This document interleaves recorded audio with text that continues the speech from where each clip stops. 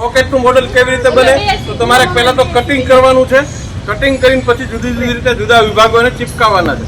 તો કેવી રીતે કટિંગ કરવાનું તો પહેલા તમારે અહીં જોવાનું જોઈએ. પાછળ એક તમને એમ્બોસ કરેલી લીટી દેખાશે, બરોબર? તો આને આ રીતે વાળી નાખવાનું. જો હું વાળું છું ને આ રીતે તમે બે ભાગ કરના.